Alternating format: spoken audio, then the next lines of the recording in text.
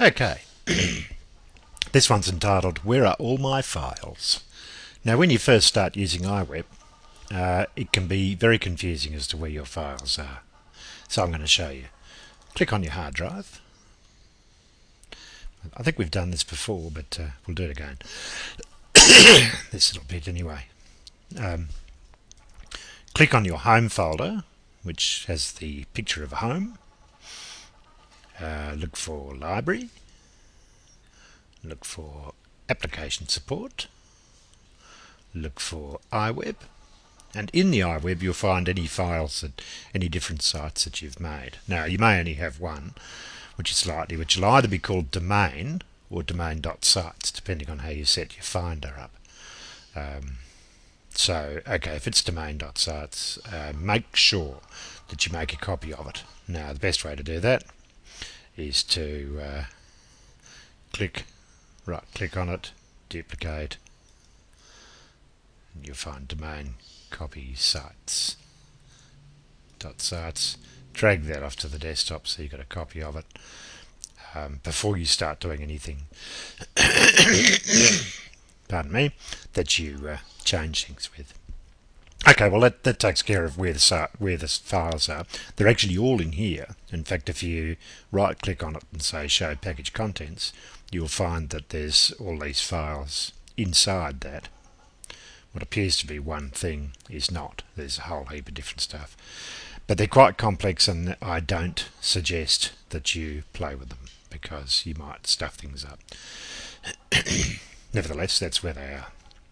More importantly, where are they when they're published? Now, I'm assuming you're publishing to our disk. If not, things might be slightly different, but they won't be terribly different. Okay, so you go to your iDisk, you click on Web. Now in the Web folder you'll find RSS, which is really simple syndication. These files in the RSS folder will show you, and each site will probably produce an RSS folder of its own, like these ones, and they have in them a number of just actually one or two files depending on what goes on. There it is, there's one there and there's one there. Now these are two podcasts that I had, Gossip and Tutorials. Now I'll do a separate tutorial on the structure of an RSS file and how to change it. For the moment we'll just confine ourselves to where the files are. Okay, so we'll close those back up again. You see that these are podcast ones. And close that up, and close that up, because that's inside the RSS folder. Now we'll look at the sites one, and what we'll find is a folder for each site. Actually we'll find one for iPhoto, which is where you can broadcast your photos. Inside the iWeb folder we'll find a folder for each site, and each site itself will have a file structure. So what we're going to do now is to open up the test site that we built, and lo and behold what we find is a rather nice little structure, rather nicely put together, where what they have is every page you make, that's a page there, about me HTML, because all pages on the net have HTML or HTM as their ending thing, and then inside each folder is the bits that go onto that page. So if I open it up, you'll see there's a picture of the three dogs. This, which is about me CSS, and that's called a cascading style sheet, which I'll tell you about later.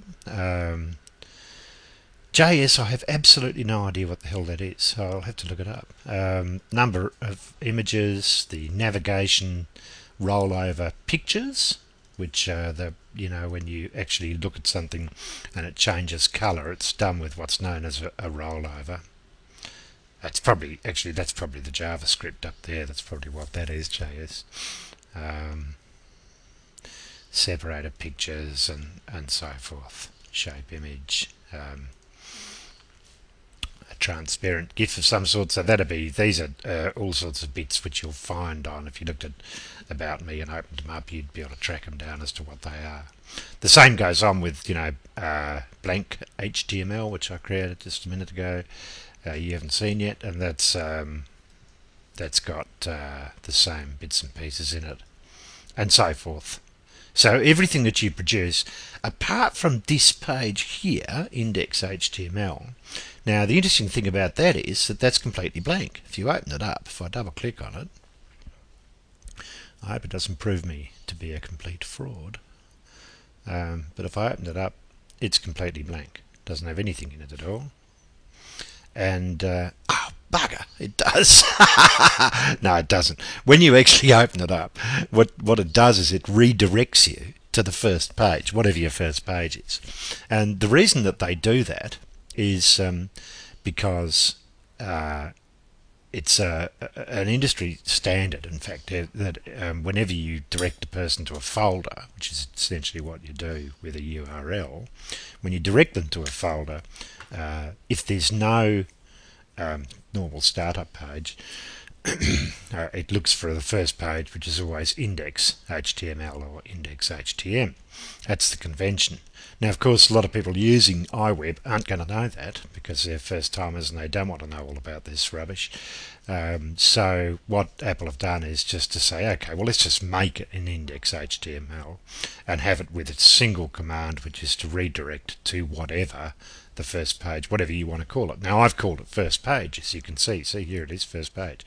Now, if they had named it first page.html, you never would have been able to find it just by going to the folder. You would have had to actually type in first page.html rather than just going to my site.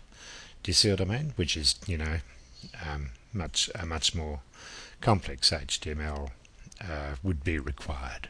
Anyway, so just trust me on that. Trust me, I'm a lawyer. I'm sure you've heard that before. There may even be another index. No, there isn't. Okay. Sometimes you get two. I don't know why. But anyway. Okay, so that's where all the files are kept. Simple as that. You can find your site there. And if you publish it to a folder, you get much the same as well. You need to put that index. Some people get caught out because they upload the files using an FTP program, which is File Transfer Protocol, and a good one of those is Fetch, which I think is still free, but maybe not. Anyway, there's a whole heap of free ones out there. Very simple thing to do. If you transfer your files up to your website and you forget to put the index.html in the right spot, which is at the top of the root directory, then once again you won't be able to find it. You won't be able to find your site. It won't come up. Okay, I hope that explains that bit, and the next one's going to be about the RSS pages.